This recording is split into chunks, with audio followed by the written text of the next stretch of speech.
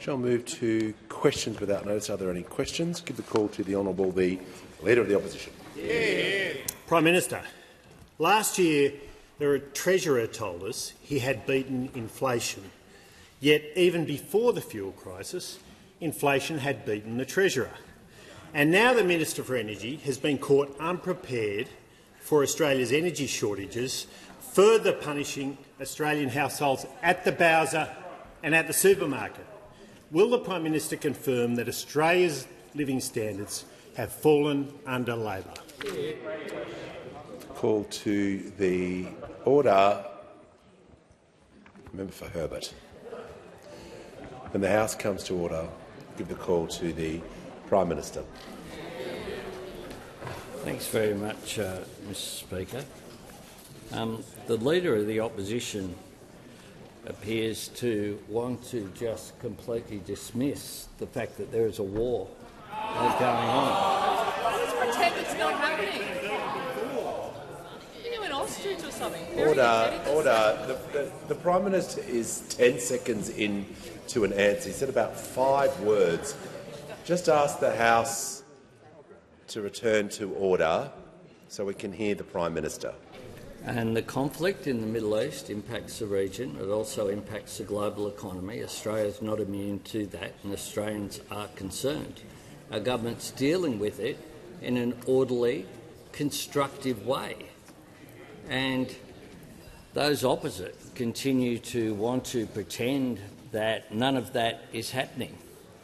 But actually, what we have done, of course, is put Australia in a much stronger position to respond to these difficult issues. The best. 6.1%, you fool. Order. No, we're not going to have the Treasurer and the Leader of the Opposition bantering. The Prime Minister is giving information to the House about a pretty important issue. So we're just going to ask the House to settle, to reset, so the Prime Minister can be heard with respect. And at a time like this, what we're doing is working with industry, and indeed the President of the National Farmers Federation said, now is the time for calm, considered and sensible actions. Don't panic buy. He's been very clear about that. And it stands in stark contrast to the behaviour of those opposite. I would have thought that the last few months might have taught the Liberal Party and the Coalition that trying to turn everything into a political opportunity doesn't end well. It didn't end well for the former leader of the Liberal Party. It didn't end well for the former leader of the National Party. The surest...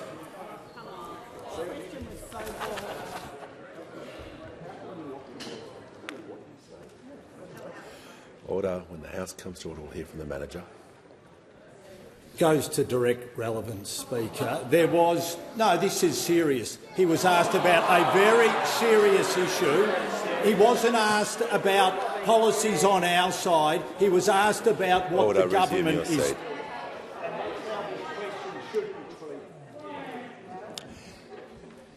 I think it would be fair to say this question is quite loaded with the commentary that the Leader of the Opposition mentioned at the beginning part of the question. It wasn't a straightforward, please provide an answer sort of question. So if there is quite a lot of politics in the question, there's going to be quite a lot of politics in the answer. Order. He's laughing there. The Prime Minister in continuation. Thank you, Mr Speaker. I would have thought that they would have learnt something, but apparently not. Everything, no matter how big an issue is, they show how small they are and how small their vision is. Right now, it is a fact that we have as much fuel coming through our ports now as we did before the war began. As simple as that. And for the opposition to whip up panic about this does not serve Australians. It only lets people off who want to rip people off at this time. You know, they come in here and they practice. They practice how can we divide, how can we create a political advantage out of what is a difficult situation that the Australian government is dealing with. From a bloke who thought that the fuel reserves for Australia should be kept in Texas. Called order. Give a call to the honourable order when the Leader of the Opposition ceases. When the House comes to order, we'll now hear from the honourable member for Lingiari. Thank you, Speaker.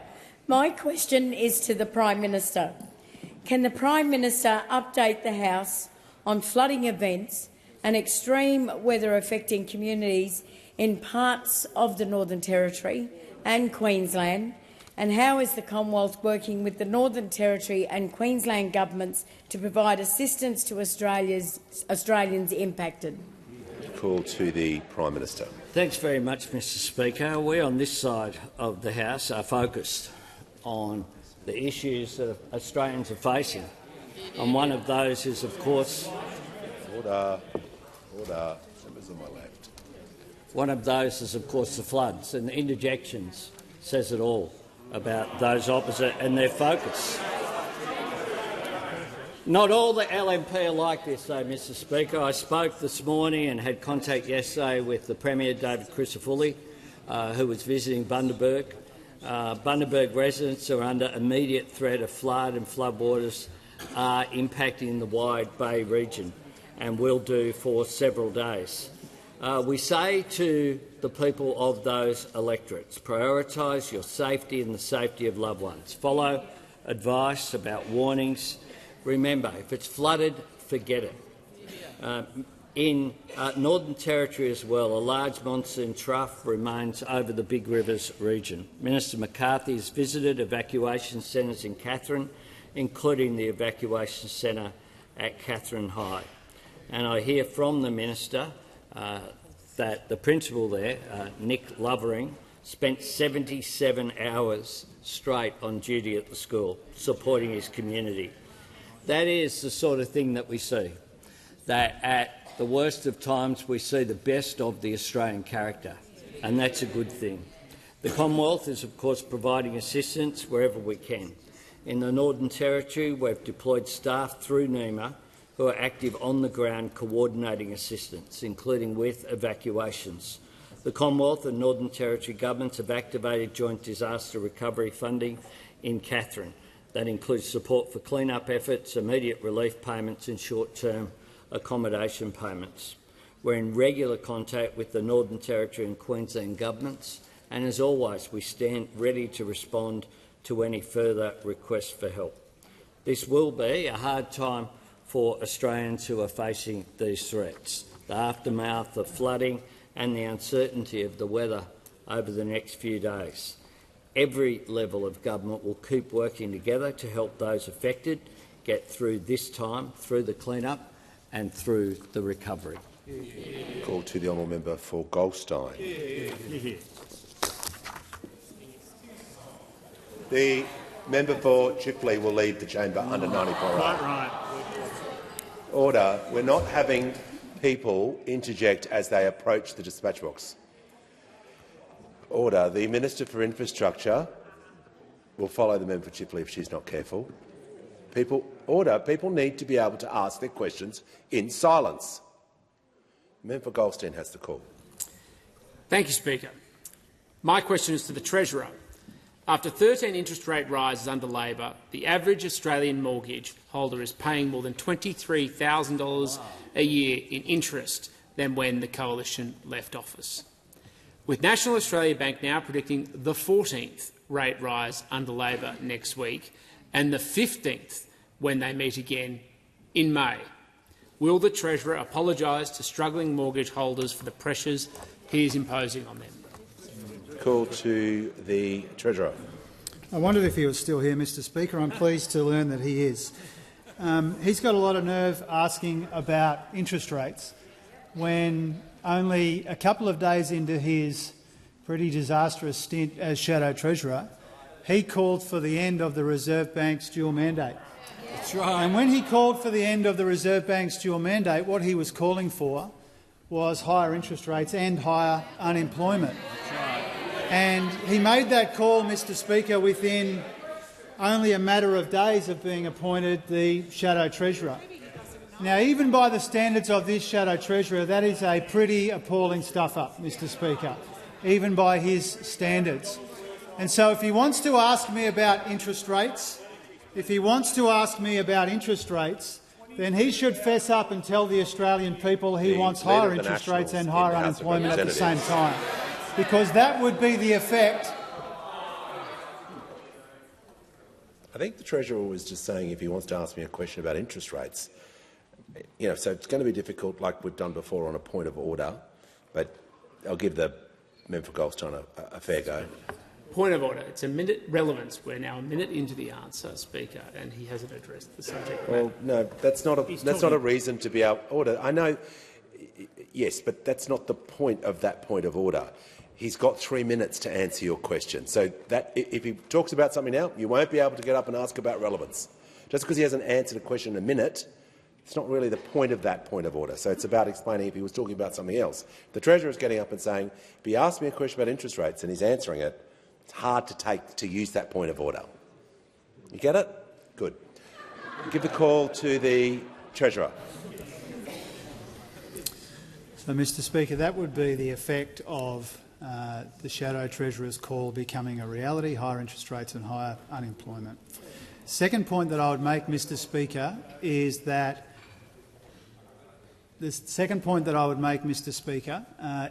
no responsible Treasurer comments on or feeds speculation about future movements in interest rates. There are good reasons why Treasurers don't do that, if only the Shadow Treasurer was as responsible to stick to the convention which has applied to economic spokespeople from both sides of the parliament over a long period of time. The third thing I would say, Mr Speaker, is he has conveniently left out from his question the fact that in the course of the last year we also saw 3 interest rate cuts. Now, when interest rates were coming down, I don't remember the Shadow Treasurer saying it was all about the government. When interest rates were coming down. So, Mr Speaker, I respect the independence of the Reserve Bank. And that extends to not commenting on the future movement in rates. I also think that the Reserve Bank's dual mandate is very important because it means that the Reserve Bank is focused on jobs, the impact on real people in real communities at the same time as they engage in this fight against inflation. Now, when it comes to inflation, I have acknowledged on a number of occasions we had an inflation challenge before the escalation of the conflict in the Middle East, but the escalation of the conflict in the Middle East, as the Prime Minister has pointed out earlier in question time, makes that challenge harder rather than easier. And when it comes to fighting inflation, those opposite had it north of 6% and rising. We've had it much lower. We know that it's still a challenge in our economy, and that's why we're focused on it. Call to the honourable member for Deakin. Thank you, Mr Speaker. My question is to the Minister for Home Affairs. What action has the Albanese Labor government taken to support the women from the Iranian women's soccer team? Give the call to the Minister for Home Affairs and the Leader of the House. Thanks very much, Speaker. I want to thank the member for Deakin for the question, for his acknowledge his advocacy for the Iranian Australian community in his electorate, and also acknowledge the support of all members of the House in solidarity, in particular with the Iranian women's soccer team. Last night I travelled to Brisbane and Sydney to make sure that if anybody from the team were considering wanting to take up the government's offer to remain in Australia, that I was able to meet with them, and that they weren't in a situation where officials had to answer some of their questions by saying that's a matter for the minister, that I would be there in person to be able to answer those questions. Before I left, 2 people from the team, one team member and one support person, had made contact with my officials saying that they did want to stay in Australia. At that point they were separated from the rest of the group, and when I arrived at Brisbane Airport they'd been taken to the AFP Centre, which is not far from there, to be able to meet with me. I took them through what their options were. They both indicated that they would like to stay in Australia. And I told them on behalf of all of us that they would be safe here, they were welcome here and they would be at home here, and issued them with humanitarian visas. I then travelled to Sydney. While I travelled to Sydney, those two were reunited with the other 5 who'd already made that decision. When I travelled to Sydney, and we would have seen the scenes as the team was being moved towards an international flight, we wanted to make sure that every individual had a chance to talk to my officials without anyone else from the group with them. So there was a small number of people who we had no intention of making an offer to. For the remaining people, we took them individually. If they wanted to contact family, they could contact family. We made sure, and that did happen. And there was actually some assistance with phone numbers across the aisle, which I want to acknowledge as well. Nobody in Sydney took up that offer, but importantly, all of them had the situation without the pressure of other people watching them to be able to make that decision. Now, I'm not naive. Nothing we did could take away the pressure of the context in which they were making that decision. Today, shortly after 10 o'clock, I was advised that one of the 2 who had made the decision to stay last night had spoken to some of the teammates who had left and had changed her mind. In Australia, people are able to change their mind, people are able to travel. And so we respect the context in which she has made that decision. Unfortunately, in making that decision, she'd been advised by her teammates and coach to contact the Iranian embassy and to get collected. My officials made sure that this was her decision, and every question you would want asked was asked. As a result of that, it meant that the Iranian embassy now knew the location of where everybody was. I immediately gave the instruction for people to be moved, and that's been dealt with immediately. Can I simply say, and I know I'm out of time, but can I simply say that for every member of this delegation, they have been shown a respect by Australia that would be unfamiliar to them in Iran. They have been shown a country that is willing to say the choice is yours. And I think we can all be very proud of the Australian Federal Police, of my Home Affairs officials, of everybody who's been involved in this, to make sure that Australia is a country where they can see there is freedom of choice for women as well, and a country where those who have made the decision to stay will be very welcome, and very much the rest of the Australian people will be wrapping them in our arms. To associate his remarks to support the Minister, the Leader of the Opposition. Yeah, thank you, Mr Speaker. I do associate the opposition with the remarks made by the Minister. I support the decisions and the work of the Minister on this important issue. As I said yesterday, these women have captured the hearts of so many Australians with the stand they have taken against a despotic regime, and it's been an incredibly difficult time for them. And I thank the Minister for the work he's done. As you know, as the Minister knows, there are a number on this side of the House who have been working hard to try to achieve this outcome as well. And I do wish all the soccer players, whatever their choice was, the very, very best. Before we move to the member for Mayo, I'm pleased to advise in the Northern Gallery today is Councillor Matt Burnett, the Mayor of Gladstone and the National President of the Australian Local Government Association. Give the call to the honourable member for Mayo. Thank you, Mr Speaker. My question is to the Minister for Energy. There's a run on fuel across Mayo. Despite fuel distributors working around the clock, many service stations are needing to restrict sales. Demand is expected to further increase as vintage steps up for our grape growers. What action is the government taking to stabilise domestic supply chains in regional communities like Mayo so that we're not left with empty bowsers? Give the call to the Minister for Climate Change and Energy. Thank you, Mr Speaker. I thank the honourable member for her question and the spirit in which she asked it. And she is right, of course. She is right, of course. Across regional Australia, we are seeing real pressures on the supply chain as demand has increased. And I can tell the honourable member that demand in the Adelaide terminal has increased 139%, for example, and that is putting pressure on supply chains. It is important, Mr Speaker, for all honourable members, I think, to be clear with Australians that supplies to Australia continue strongly and that we continue to have our minimum stock obligation, which has not been accessed. In addition, Mr Speaker, I can say to the House, in direct answer to the honourable member, the Treasurer and I have worked closely together today to ensure that we are working with the industry that any necessary ACCC exemptions are granted. An independent matter for the ACCC, of course, but we are working to facilitate that conversation with the ACCC, which would allow the companies to ensure that they are working together appropriately, not inappropriately, but appropriately to ensure supplies to regional areas. We have also, the Treasurer and I, worked together to announce the doubling of penalties for false and misleading conduct and cartel behaviour to a maximum of $100 million per offence.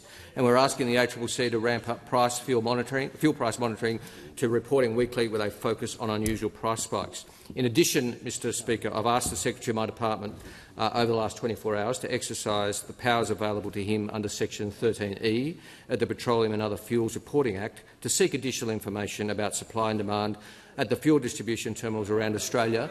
I've asked the Secretary, of course, to balance carefully the compliance burden on small business, which I would have thought honourable members opposite would have thought of as well, to ensure that any changes that are made balance the needs for improved information at the regional level with any compliance burden on small business. In addition, today, Mr Speaker, I've spoken to a number of CEOs of fuel companies, both large and distribution and small and service stations.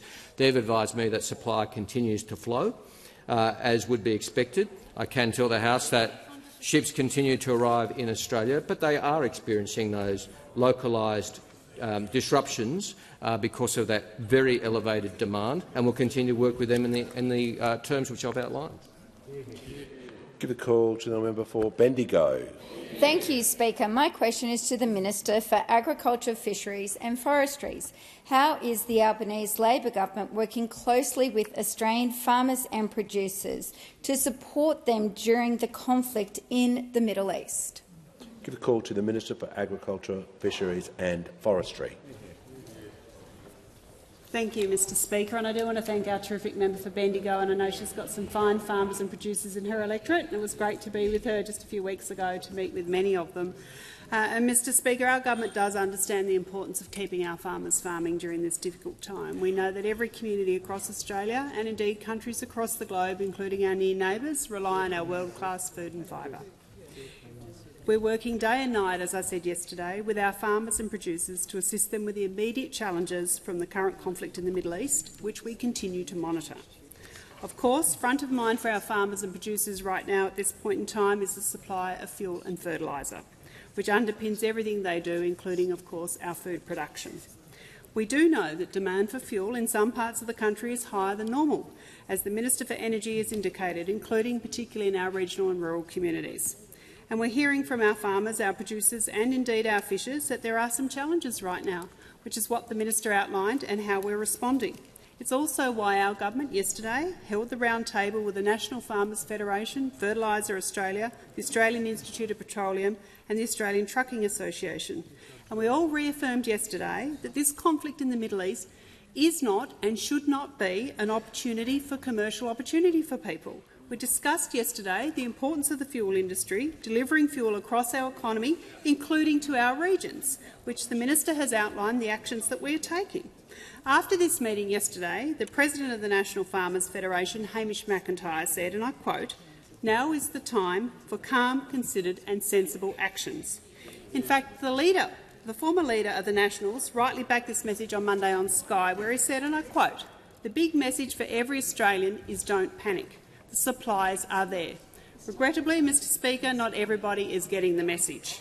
There is a responsibility on all of us in this place to act in the national interest, and I call on everybody to do that. All of us in this place need to reassure all Australians that fuel is continuing to arrive in Australia in normal volumes. People should go about their usual business in their usual way with confidence, Mr Speaker. The fuel supply coming into the country is in addition to the strategic fuel reserve that has not yet been drawn on. And let me be very clear about that. That reserve is larger than what we had when those opposite were in government. And on fertiliser, Mr Speaker, for the upcoming planting season, the fertiliser that is required is already on the water or in the country. And that is the advice that we are receiving clearly, that the fertiliser is already on the water or in the country. Mr Speaker, on this side of the House, we're going to continue to work with our farmers, our primary producers and our fishers in the national interest, and I call on everybody else in this place to do the same. Call to the honourable member for Durack. Thank you, Mr Speaker. My question is to the Minister for Climate Change and Energy. Minister, yesterday you insisted that there is no fuel supply shortage. Today, on the front page of the Australian Financial Review, West Australian farmer Nick Immons said, and I quote, "The Minister for Climate Change and Energy was saying there's still no issues, and the next phone call I get is from our fuel supply saying there's no orders available." End quote. Minister, why are Australians like Nick running out of fuel? Call to the Minister for Climate Change and Energy. Thank you, Mr Speaker. Not only did I say and do I say that Australia's fuel supply is secure, every honourable member should say that, Mr Speaker, because that's the truth. Because that's the truth, and that's the responsible truth to tell the Australian people. The responsible truth to tell the Australian people is that we continue to receive fuel supplies as expected. In the last 10 days, Mr Speaker, fuel supplies have arrived in Australia in Townsville, in Brisbane, in Cairns, in Broome, in Geelong, Gore Bay, Kwinana, Gladstone and Mackay. Mr Speaker, those fuel supplies have been coming in as expected. At least 16 vessels have already arrived this month, and there are many more on the way, with 25 to 30 more vessels expected this month. And the chief executives I've spoken to today have told me that there are no indications that that fuel won't arrive. In addition, Mr Speaker, we have the minimum stock obligation fuel supplies, which, contrary to what the Deputy Premier of Queensland so irresponsibly told Queenslanders and Australians yesterday, have not been accessed and are still there to be called upon if and when necessary. So it is the responsible thing to do to say to Australians that our fuel supplies are secure. At the same time, we have acknowledged that we are facing supply chain issues in regional Australia in particular, and that we've seen demand for the Perth terminal, for example, increase by 165%. That is now, Mr Speaker, regardless of who is in office, regardless of what petrol companies are doing, that will put pressure on. And we should be honest about that. That will put pressure on supply, and we will see localised shortages, and we are. But we should also reassure Australians that industry and government working together can ensure that the supply of fuel to Australians is secure, and there is no need for panic buying. And we've paid our thanks to the member for Maranoa, who has said something very similar, and he has behaved responsibly. Not every honourable member opposite has taken the same approach. And when honourable members opposite question whether Australia's supply of fuel is secure, they are undermining the national interest. They are undermining the national interest, Mr Speaker, because our fuel supply is secure. You're trying to make it worse. The Minister's going to pause so the manager can take his point of order. It's to direct relevance, Speaker. The Minister was asked why are Australians like Nick running out of fuel. I'd like you to come back and answer that question. Well, the Minister has been providing a lot of information regarding that, a direct question that he was asked, including the amount of fuel, the terminals, where it's order. You want me to deal with a point of order? It's not going to help the point of order if everyone's yelling at me. If he's providing that direct information about how much, where it's come, and I've listened carefully to what he says, he is being directly relevant. So maybe you want more information. I can't make him provide more information to you. Wish I could, but I don't have that magic power. I can only have the power that the standing orders allow me. So he is being directly relevant, and I'm going to ask him to remain directly relevant for the remaining 27 seconds. Thank you, Mr Speaker. When we're faced with an international crisis, it is not an economic opportunity, a business opportunity, and nor is it a political opportunity. It is a responsibility to work together, government and industry, and where possible, government and opposition. And as I've said before, if the opposition has a constructive suggestion to make, I'll listen to it with all ears. Order. The manager is seeking a point of order, and it better be because we've go side to side, but it better be not a frivolous point of order, because I want to remind the manager that he's also got the MPI today. Yeah.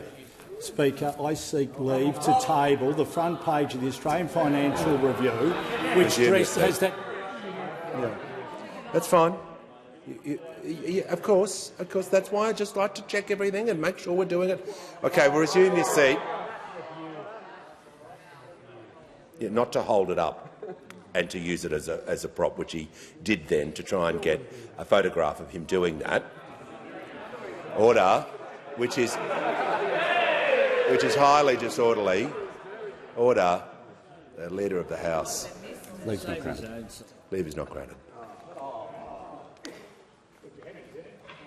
Just reminding the Leader, the Manager of Opposition, one more time that he's got the MPI, and I'm sure he wants the MPI today. Give a call to the honourable member for Aston. Yeah. Thank you, Speaker. My question is to the Minister for Climate Change and Energy. Can the Minister update the House on Australia's fuel supply? What actions pose a risk to Australia's fuel security? Give a call to the Minister for Climate Change and Energy.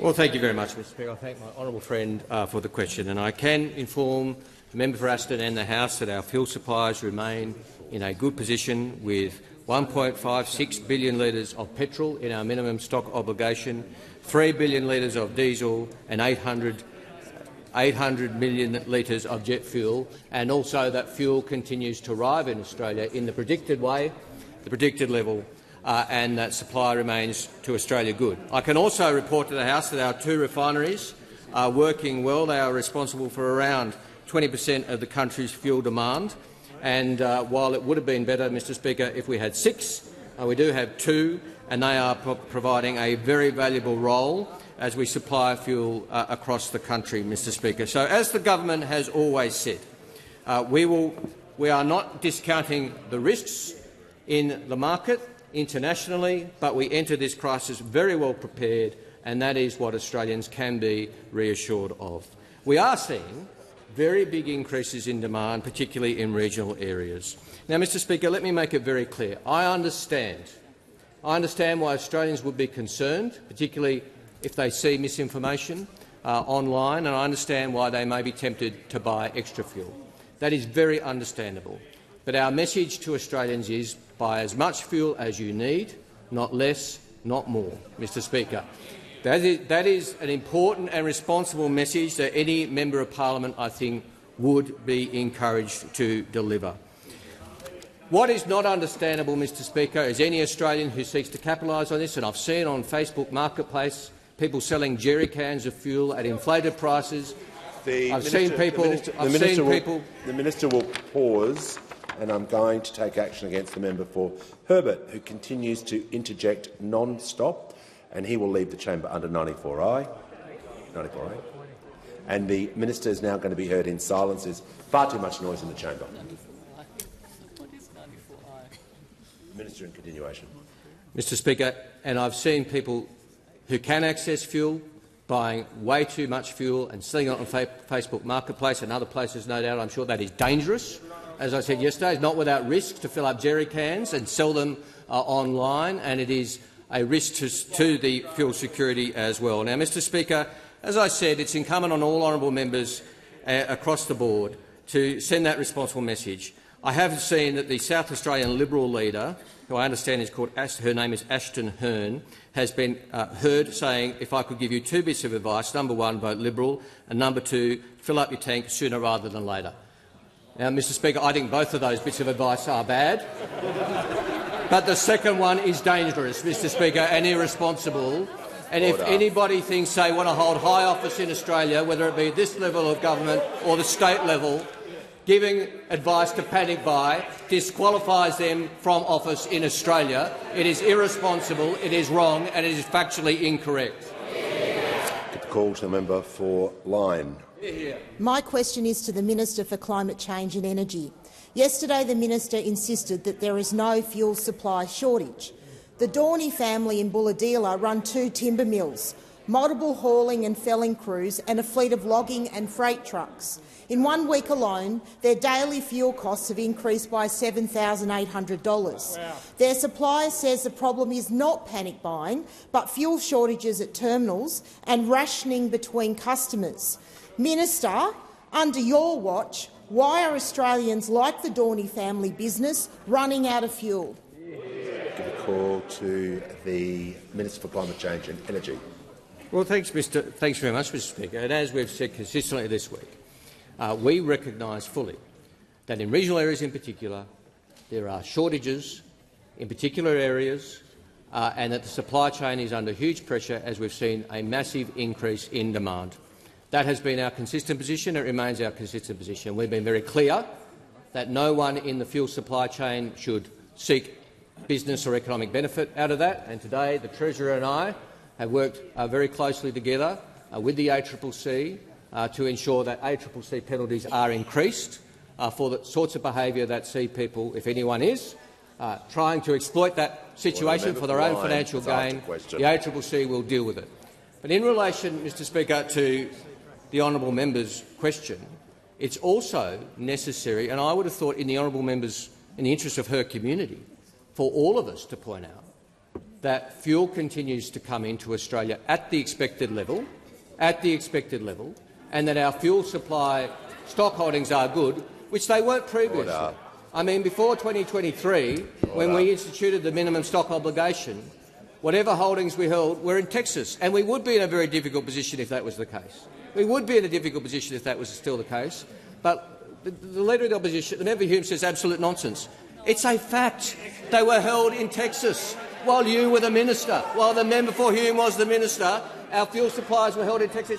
You know that they hold records. You know that they keep the records of these things. The records also show that we now keep the minimum stock obligation in Geelong and Brisbane, and it is accessible if we need to access it, which it wasn't when the member for Hume held my position. Call to the honourable member for Bonner. Thank you, Speaker. My question is to the Minister for Infrastructure, Transport, Regional Development and Local Government. How is the Albanese government securing national fuel supplies? Why is working with the transport industry so important at this time? And what can all members of this House do to encourage Australians to use our fuel supplies as they normally would? Call to the Minister for Infrastructure, Transport, Regional Development and Local Government. Thank you very much. And can I thank the member for Bonner for her question. Her electorate, of course, includes the Lytton refinery, which is doing a lot of heavy lifting to ensure our country is fuel secure.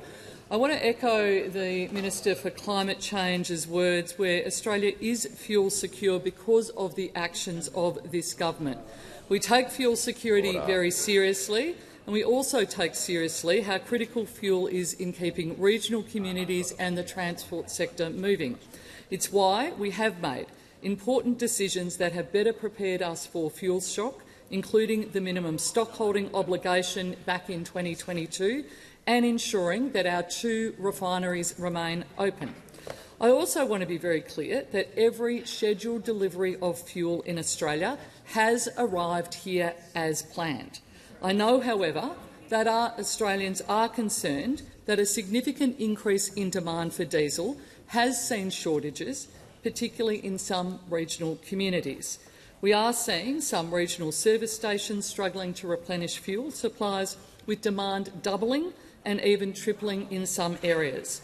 I, along with Minister Collins, Minister Ayres and Minister Bowen, met yesterday with both the fuel suppliers, the peak of transport industry to discuss these issues and to ensure that the key players are working together. And I, in fact, met with Centurion, the largest WA transport provider, this morning. We'll continue to work with industry on how best to manage this, and including I'm meeting with other transport providers tomorrow to ensure continued visibility of this issue. We do continue to have adequate supply of jet fuel, but we do expect that there will be some increase in relation to airfares. We do understand that this is challenging for many people and that people are feeling the impact of higher prices at the bowser. It's why we're taking immediate action to ensure fuel providers aren't taking advantage of the current conflict, and we've charged the ACCC with ensuring there is no price gouging at fuel stations, and also the ACCC already monitors airfares and will continue to do this to ensure that airfares don't unfairly raise their prices. Now, just as this is not a commercial opportunity, it should also not be a political opportunity either. I would ask, and I do so frankly more in hope than in expectation given what we have seen from those opposite, but that we should all be responsible for helping our constituents to recognise that consistent supply means we should all continue to purchase fuel and use fuel in a measured and consistent way. When elected members and commentators intentionally spread fear in the community, that contributes to panic buying. Those opposites' irresponsibility in this case is there for everybody to see. Order. When the House comes to order, the member for Grey has the call. My question is to the Minister for Climate Change and Energy.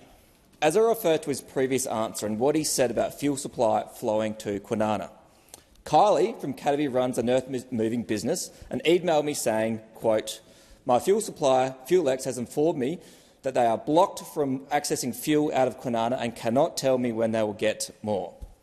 Minister, can you advise how long until Kylie will be waiting to get fuel, Minister? Call to the Minister for Climate Change and Energy. Order. The Minister has the call.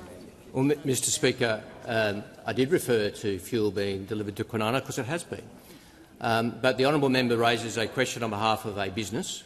If the honourable member wants to provide me with the details of that, I will make inquiries on the behalf of that business and see what can be arranged for that business and check the situation with her fuel supplier. Honourable members should know. I invited honourable members opposite to come and see me yesterday with any issues they wanted to discuss. Order. One did, and I welcomed their visit. We had a good confidential discussion about the issues, and I'm happy to do that with any honourable member.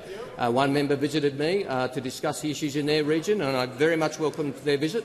And any honourable member is welcome to raise issues with me in good faith, and they will be dealt with in good faith. And we'll continue to work with the industry, Mr Speaker. And I refer the honourable members asked what's going on. I refer the honourable members to a statement by the Australian Institute of Petroleum just before question time, which said over the last week AIP members have been hit by a sudden rush to buy fuel. In some cases, suppliers have seen bulk fuel customers buying 4 times their usual volume of fuel. The rush to buy fuel has been unprecedented, outstripping the surge at the outbreak of the Russo-Ukrainian war in 2022. And they're just the facts, Mr Speaker. But what we'll continue to do is work with all the necessary parties across the board. We yesterday held a roundtable for relevant senior ministers with the key groups, including the National Farmers Federation, who very genuinely represent the interests of farmers, and the President of the National Farmers Federation, Hamish McIntyre, has said there's been an increased demand by around 40% right across the nation. The stock of fuel is still flowing. We're comfortable with that, as Minister Bowen has advised us. We just have to slow down demand across Australia, Mr Speaker. He went on to say, I feel obliged to tell the House, it's great to see that the minister's taken this initiative with all the sectors involved right across the transport industry. We're working together to make sure there's a fair and even distribution of it. The minister was reading a quote. He is being directly relevant. In light of my earlier decisions, this is highly risky for the manager. On a point of order. Irrelevant Resume your seat. Speaker. Resume your seat.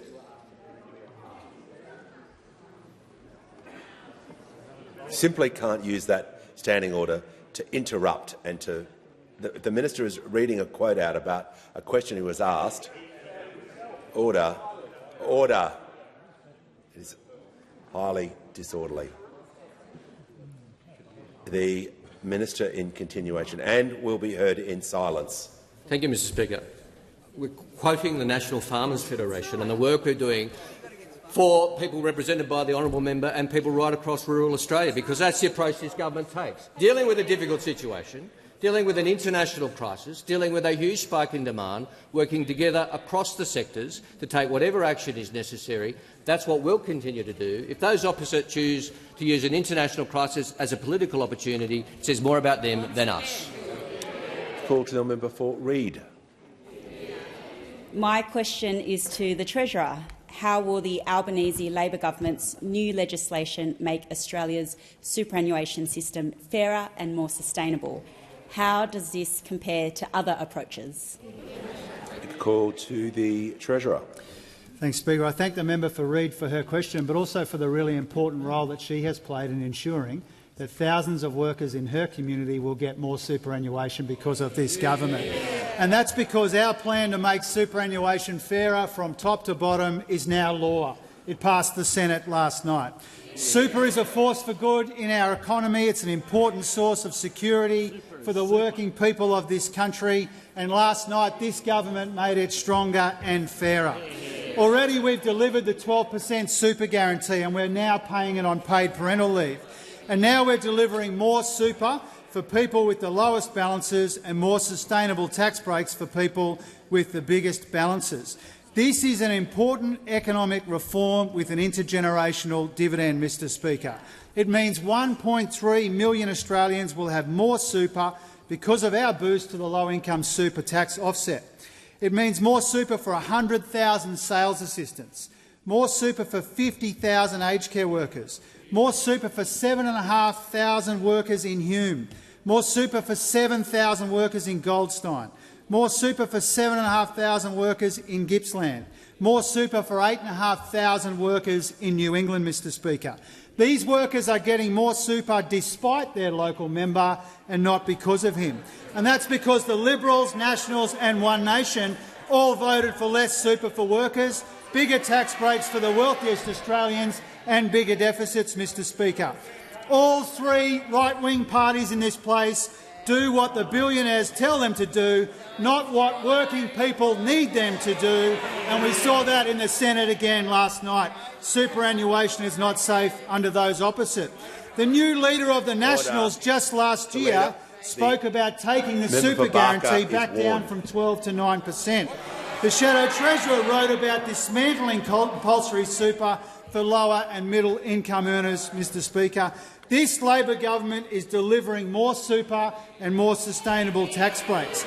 They are the same old Liberals peddling their extreme right-wing ideology, hacking at wages and hacking at retirement incomes for working people of this country. And now with a Shadow Treasurer who wants to dismantle super and privatise Medicare and end work from home and ditch the dual mandate that asks the RBA to consider its impact on employment. This side of the House is proud of superannuation. We built the thing. We are doing more than protect it from those opposite. We are making it stronger, we are making it fairer, and that's what the new laws deliver. With a call to the member for New England. Thank you very much, Mr Speaker. My question is to the Treasurer.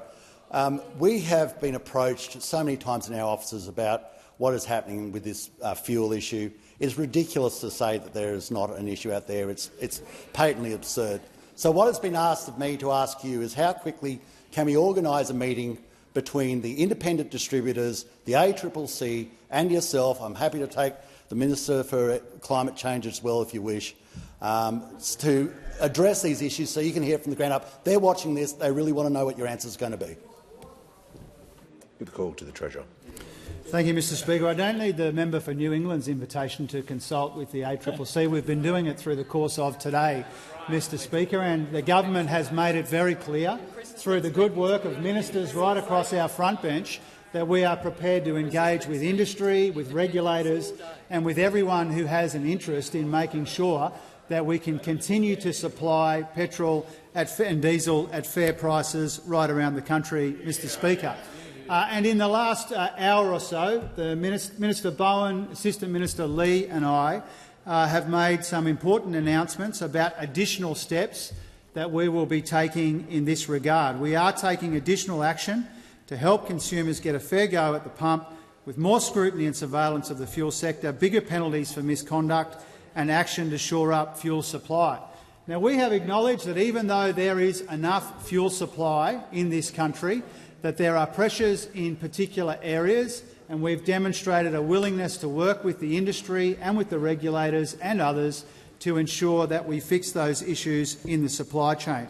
We've also made it clear that the conflict— Well, the Treasurer will pause. The member for New England was asked about a meeting, and the Treasurer has indicated exactly to that part of the question that he's answered. You know, I'm not going to just entertain points of order because people don't like the answer. The member for New England. It is on relevance. They're listening, wanting to know when can they have this meeting with you. Well, I think the Treasurer is providing information regarding that timing, or at the beginning of his answer he indicated who we'd been meeting with. The Treasurer has the call. Thank you, Mr Speaker. And I also informed the House that the Minister for Energy has been talking with the independent suppliers even today, I think potentially multiple times today, via the work that we have done and the announcements that we have made today. Now, the announcements have three important parts. Firstly, working with industry to increase fuel supply to service stations, including by helping the fuel sector secure ACCC authorisation to coordinate supply and unlock bottlenecks. Also tasking the ACCC to ramp up its surveillance, particularly of unusual price spikes, and also doubling the penalties for false or misleading conduct and cartel behaviour to a maximum of $100 million per offence across the economy. And so the point that I'm making, Mr Speaker, and I say this respectfully to the member for New England, is that we don't need his invitation to engage with the industry. We've been doing that all along. And we've been engaging with the ACCC as well, and that's why we've been able to make this announcement in the last hour or so. Now, as I said before, Mr Speaker, as the others have said, including the Minister, the conflict overseas can't be seen as an excuse to profit off Australians. We are putting the petrol companies on notice. We won't cop big corporates treating Australian consumers like mugs. The steps we're taking today, in addition to the steps we have already taken, is all about getting fairer petrol prices for Australian motorists and more fuel supply at service stations, particularly in regional areas. Now, we have spent a lot of time— I pay tribute to my ministerial colleagues for the work that we have put into this issue. And we've been working through these issues in a methodical and considered way. And as the Transport Minister made it clear before, if those opposite really cared about fuel security, they wouldn't be engaged in the kind of scaremongering which makes things worse rather than better. Give a call to the honourable member for Hunter. Thank you, Mr Speaker. My question is to the Minister for Regional Development, Local Government and Territories. How is the Albanese Labor government improving connectivity for people living in regional, rural and remote Australia? And what other approaches has the government been asked to consider? Give a call to the Minister for Emergency Management, the Minister for Regional Development, the Minister for Local Government and Territories. Thank you, Mr Speaker, and thanks to the member for Hunter for his question. He knows the importance of connectivity across regional communities. Whether you're in the outback, on the coast or in our mountains, it's completely frustrating when your phone drops out, even doing the most basic of tasks. Improved connectivity not only keeps people in touch with one another, it means safer roads, it means stronger businesses and access to key services. And that's why our government is committed to improving communications in the bush. We're delivering the Better Connectivity Plan, investing $1.1 billion in rural and regional communities, and we're delivering a $3 billion injection to upgrade Australia's remaining fibre-to-the-node network, because we recognise that fast, reliable, affordable internet is an essential building block of any modern economy. And we also want to ensure that the NBN stays in public hands where it belongs. This government is boosting mobile connectivity through Round 8 of the Mobile Black Spot program, including in Cessnock and Coomera in New South Wales, Townsville in Queensland and Mount Barker in South Australia. These upgrades improve connectivity for regional areas that are at risk of natural disasters. And we aren't relying on a colour-coded spreadsheet, unlike those opposite when they were in government. And of course, just last month we announced that we're rolling out AusAlert. AusAlert is a cell broadcast technology to enable authorities to send targeted emergency messages to all compatible mobile devices within a 160-metre radius of an incident. moving Australia to international best practice for emergency warning communications, adopted by more than 35 countries across the world. Mr Speaker, we are improving connectivity through our universal outdoor mobile obligation as well, a significant and important reform to bring mobile services within the universal services framework. Whether it's national parks, hiking trails or out on the farm, we want your connectivity to be accessible. Our Labor government is building the infrastructure and services regional communities rely on. And the biggest risk to this progress is a Liberal national coalition always inventing new ways to take Australia backward, as they did with a copper broadband. Our vision is clear. We want a connected Australia. No matter where you live or what you do, you deserve the ability to connect. And I know that yesterday the former Leader of the Nationals, the member for Maranoa, resigned saying he was buggered.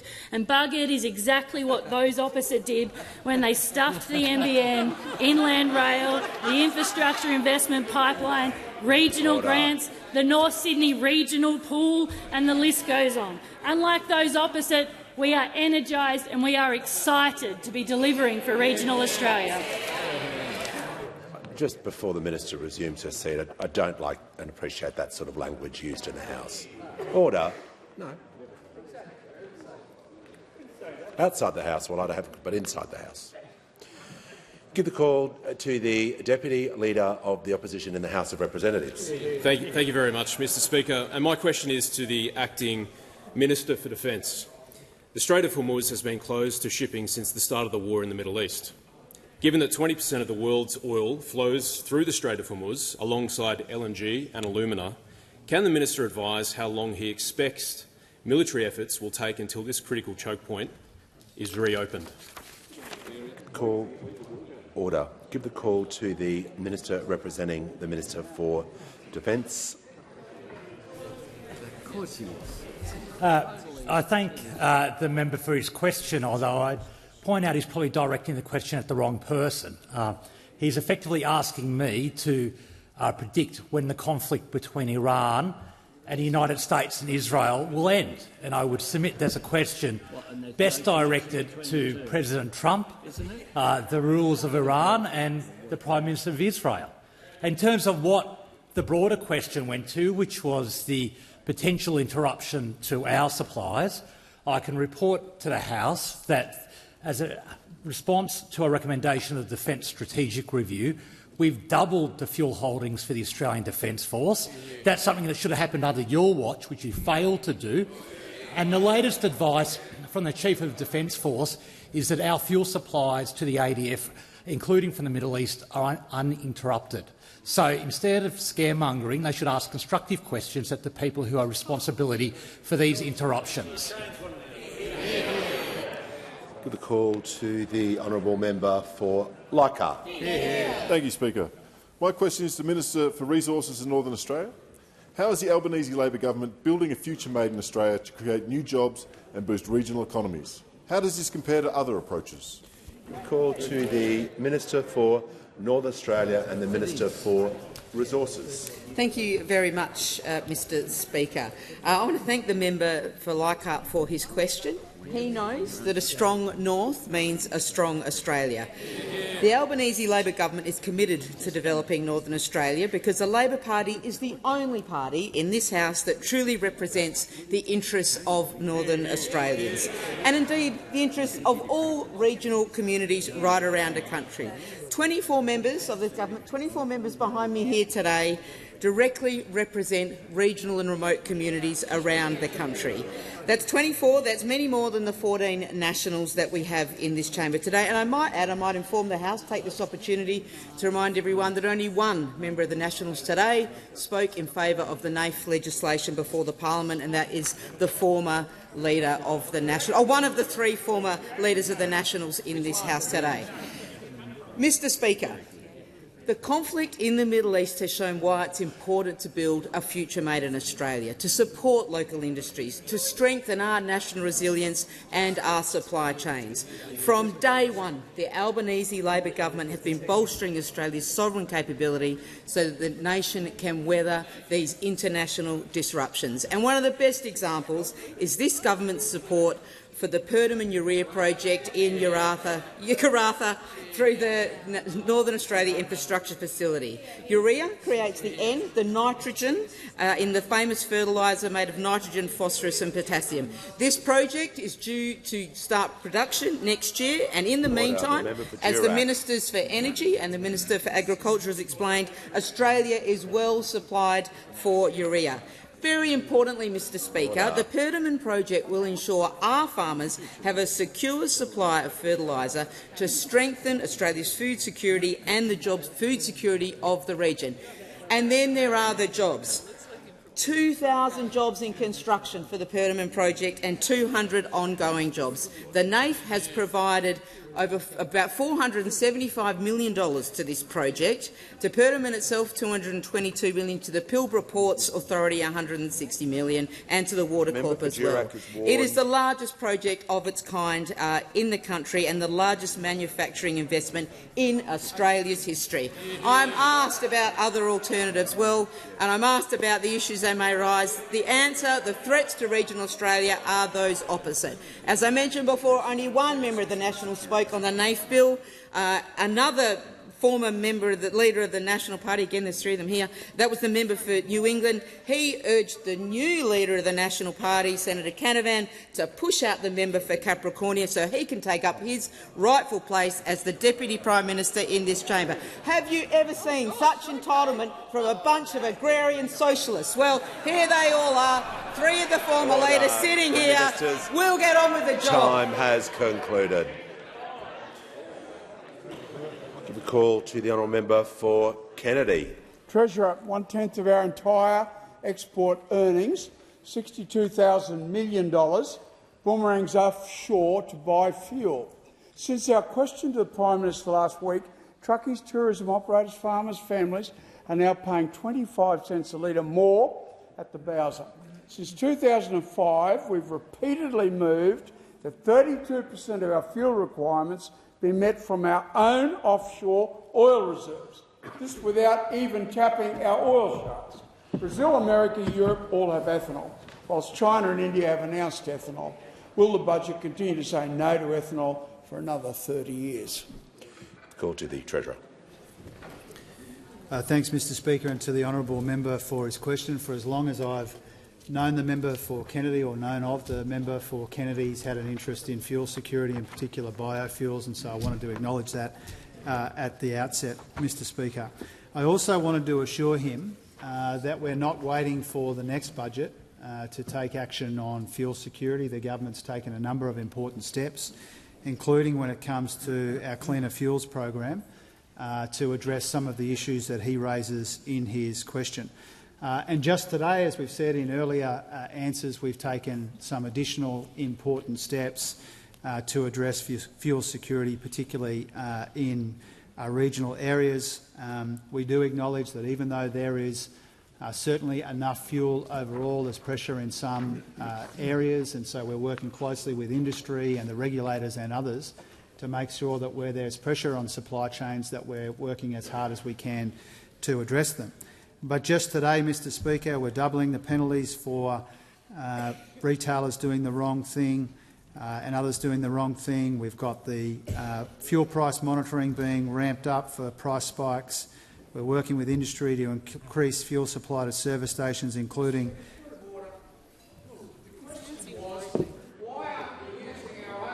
Resume your seat.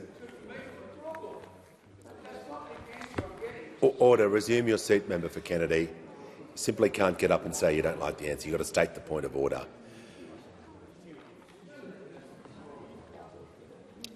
Treasurer.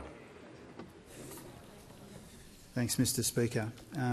And what should be of particular interest to the member for Kennedy is that these three sets of initiatives that we're taking today are on top of a number of fuel security initiatives that we already have in place. For example, and this goes right to the member for Kennedy's question, on the 17th of September 2025, the Energy Minister and I in Brisbane announced the $1.1 billion Cleaner Fuels program to kickstart low-carbon liquid fuel production in Australia, which is all about using our know-how here and our resources here to contribute to fuel security. That Cleaner Fuels program is all about low-carbon liquid fuels along some of the lines that the member for Kennedy has talked about before. But we've also got the domestic reserves through the minimum stockholding obligation that commenced in July of 2023. We're maintaining our domestic refining capability through the Fuel Security Services payment. Again, goes directly to the member for Kennedy's question, remembering we had 6 refineries at the start of the member for Hume's time as Energy Minister. We've now got 2, but we've taken steps to secure our supply. We're reviewing the relevant legislation. We passed legislation in December to strengthen our response capabilities as well, Mr Speaker. So this government understands the pressures on fuel security.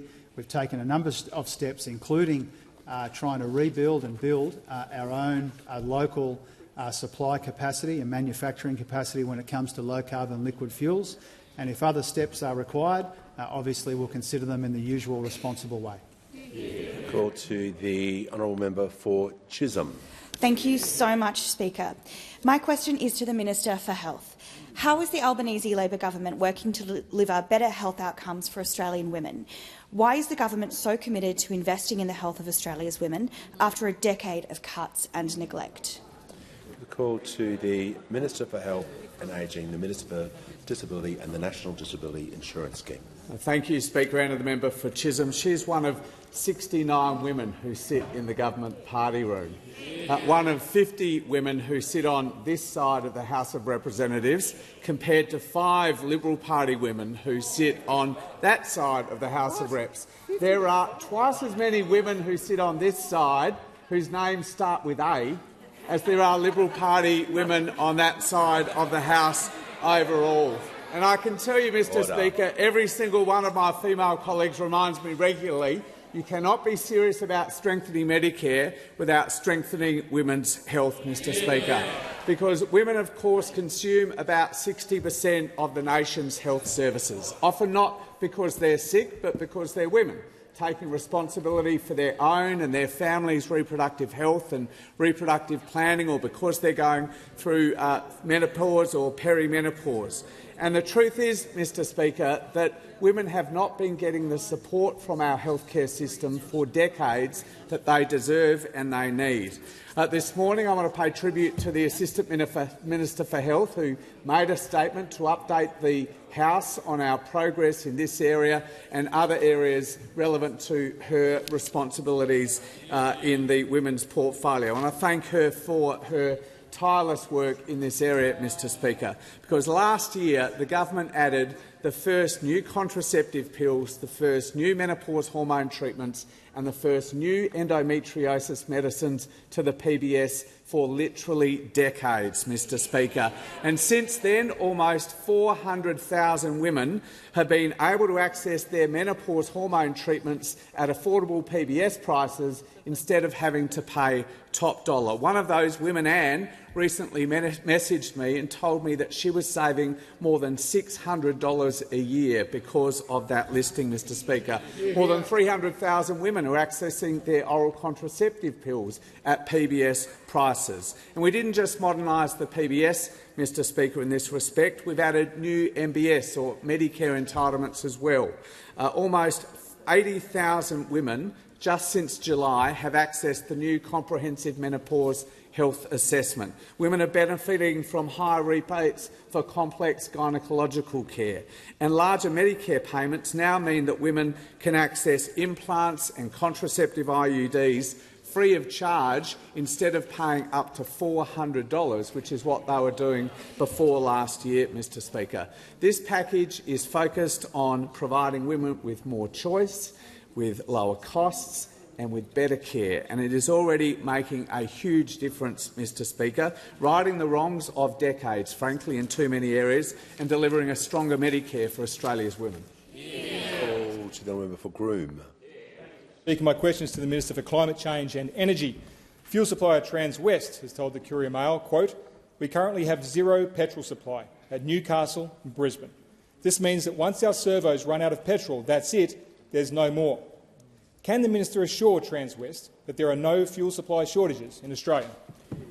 Call to the Minister for Climate Change and Energy. Thank you, Mr Speaker. I can certainly assure Transwest and ensure the House and ensure every Australian that our fuel supplies are secure, with more fuel coming to Australia every day, Mr Speaker. I can assure Transwest and ensure the member for Groom that 18 vessels have arrived this month to unload fuel and crude oil in Australia, and 33 more vessels are on the water and scheduled for the rest of the month. And the chief executives I've spoken to have assured me there is absolutely no reason to suspect that they won't arrive on time and as expected, Mr Speaker. I can also inform Transwest and the House that our minimum stock obligation, which this government put in place to be held in Australia for Australians at times of crisis, is in place, with 3 billion litres of diesel and 1.5 billion litres of petrol in place that will be called upon as necessary. I can also inform Transwest and the House that we are seeing increased demand. I think the honourable member referred to the Newcastle and Brisbane terminals.